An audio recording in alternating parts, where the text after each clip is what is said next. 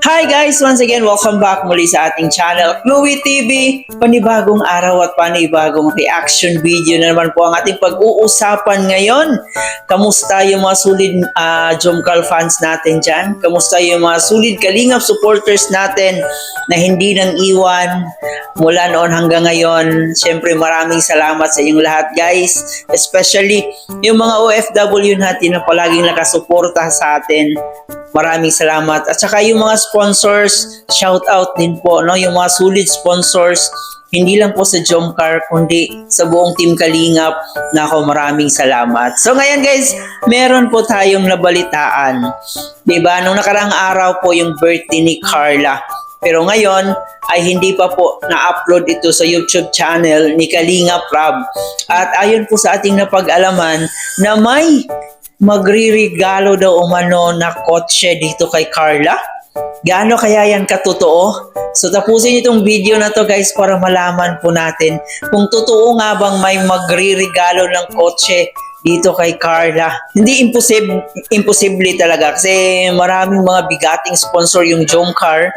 So we wish na sana ay totoo yung nasagap natin na balita. And of course guys, napanood nyo na ba yung part 102? Na-prank na ba ang lahat? Grabe no? May pa-prank para ang ating mag-agum. Nakakakilig po yung part 102 pero doon talaga tayo na-focus sa prank moment kung saan si Carla parang hindi siya makapaniwala na may anak na si Papa Joms. Buti na lang talaga, it's a prank. Alright, so ngayon nga po ay atin pong malalaman yung kung meron nga ba talagang nagre-regalo kay Carla.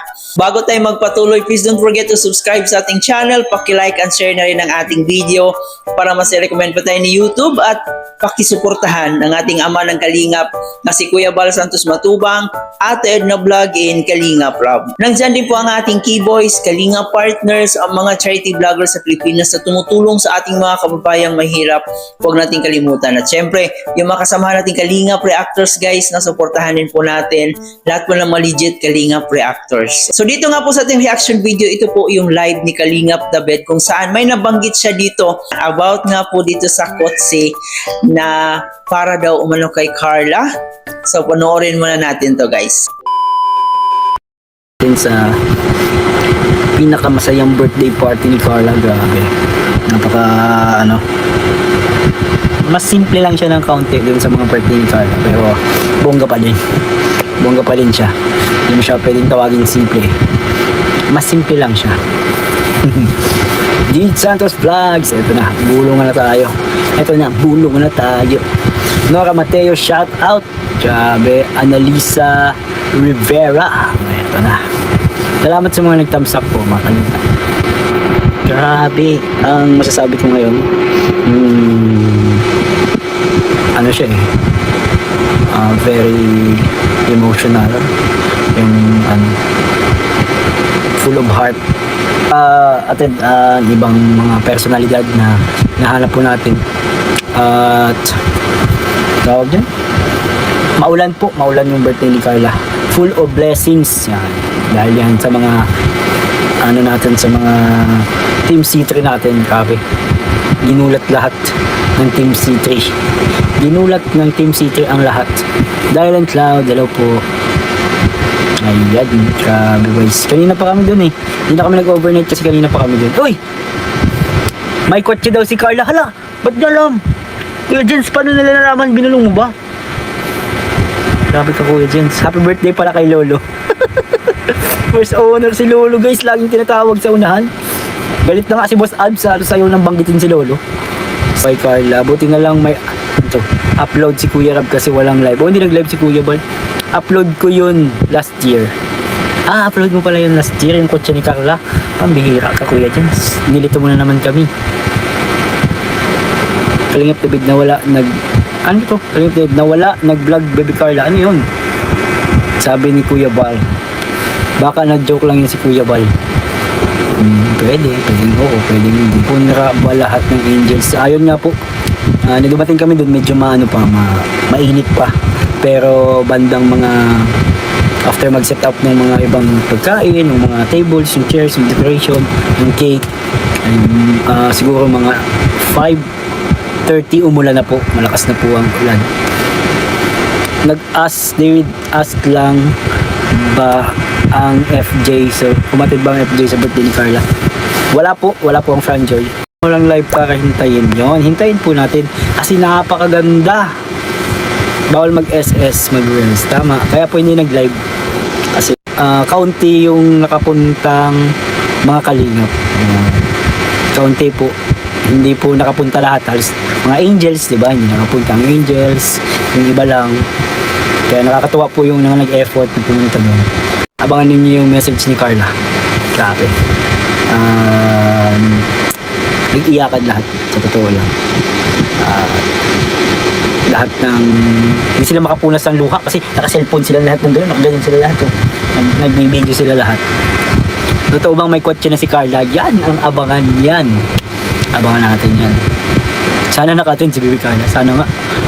Mga high blood ngayon ang mga bashers sa GBIT. Wala silang makita. Ay, ganun talaga.